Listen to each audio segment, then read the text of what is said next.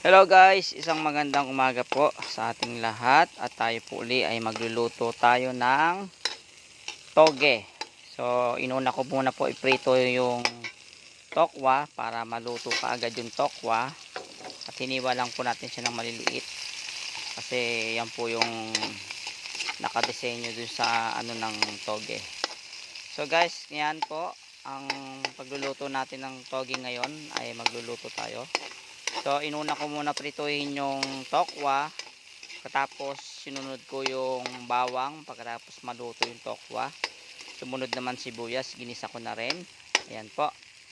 Ngayon, ang susunod po dyan, guys, syempre hindi mawawala yung mauuna po ang sabay na natin tong kamote para maluto kaagad. So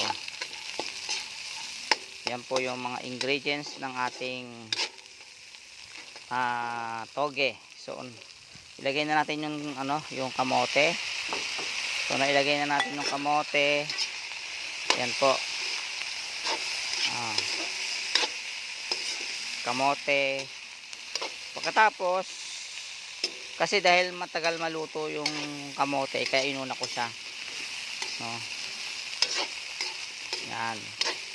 Pag okay na, sundan natin yung yung carrots.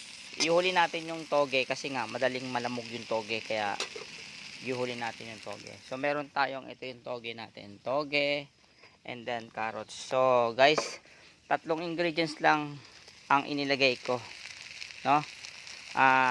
Kamote, carrots, saka tokwa. Yun lang. So mga gustong maglagay ng Baguio beans, pwede rin yung lagyan ng Baguio beans. So pandagdag na rin po. Sa akin kasi hindi ako naglalagay ng Baguio beans. So ganito lang. And then ang binili ko lang na toge kalahati lang kasi masyado kasing madami kung 1 kilo bibilin ko. So kalahati lang po yan binili ko. Pero parang ang dami pa rin. So ilagay na natin tong carrots. So inilagay na natin yung carrots, no? Yan. Ilagay natin yung carrots. Ang susunod po dyan yung toge. Yung natin. Ayan po, no? Ganyan po yung pagluluto natin ng toge. So habang iniluluto natin yung mga ingredients ng toge, so timplahan na natin siya, no? Lagyan natin siya ng pampalasa. So konti lang guys, konting betchin, konting-konti lang. Sa mga gustong maglagay, pero sa mga hindi naman, wag na po maglagay. Ako kasi naglalagay ako ng ganito para pumantay yung lasa ng And then lagyan din natin siya ng paminta. Pamintang durog, nasaan na may paminta ko? Pamintang durog, nasaan na 'yon? Ito. Pamintang durog tayo rito, guys. Bumili ako ng pamintang durog, maglalagay tayo.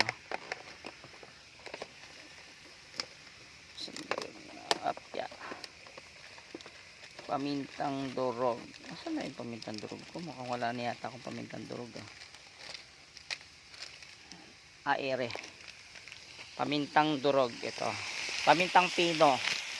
Durog na durog nga.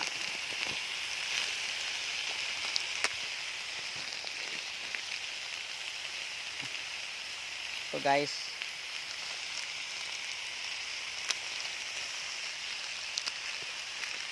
so maglalagay tayo ng paminta para para medyo sumarap-sarap naman ang ating niluluto. So hinaan muna po natin yung apoy. Para hindi po siya masyadong malamog yung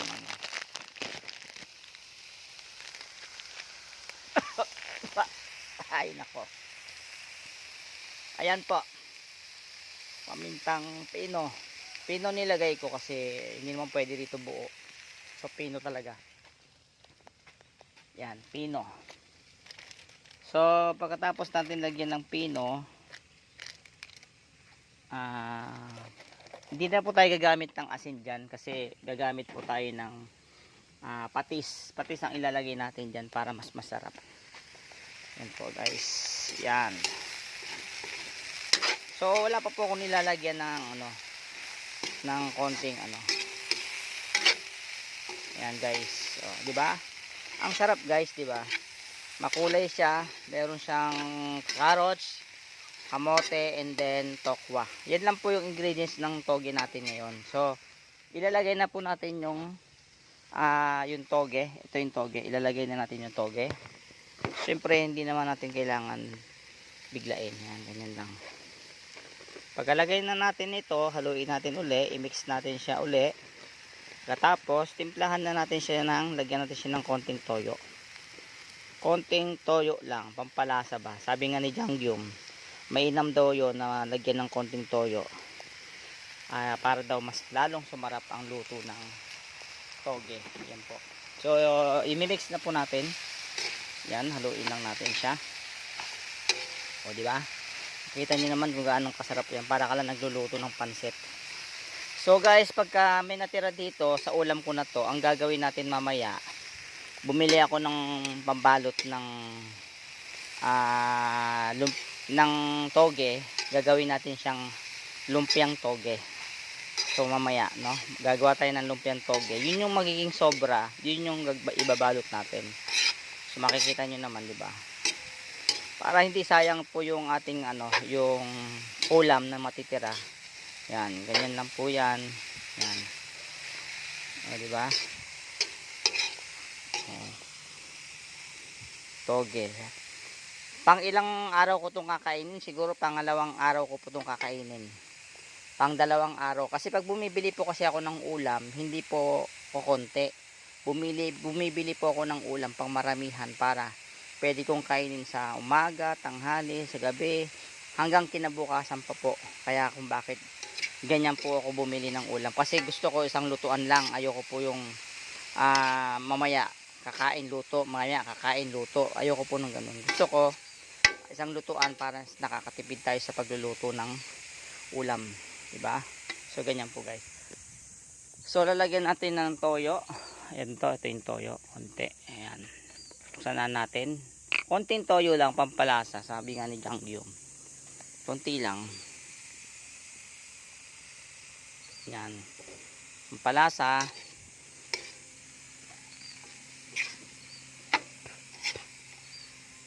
Yan, pwede mo rin siya lagyan ng konting tubig para magkaroon man siya ng konting sabaw. Konting tubig lang. So yan guys. So abangan nyo na lang guys. Maraming salamat sa papanood nyo. Alam natin na lagi kayo nakasubaybay sa akin pagluluto sa tuwing kakain ako. Ay merong iba't ibang ulam akong ipopost sa inyo, no? So at least kahit papaano makakuha kayo ng ideya, no? Kahit hindi nyo na hulagyan ng Baguio beans yan, kahit hindi nyo nalagyan ng ibang, sa akin kasi carrots, laka, patatas, okay na po yan. Tsaka yung tokwa, no? Okay na po yan, ulam na po yan. So hanggang pangalawang araw ko po yung kakainin. So maraming salamat guys. Don't forget to follow and mag-comment na rin kayo, and then saka mag-subscribe na rin kayo. Salamat guys.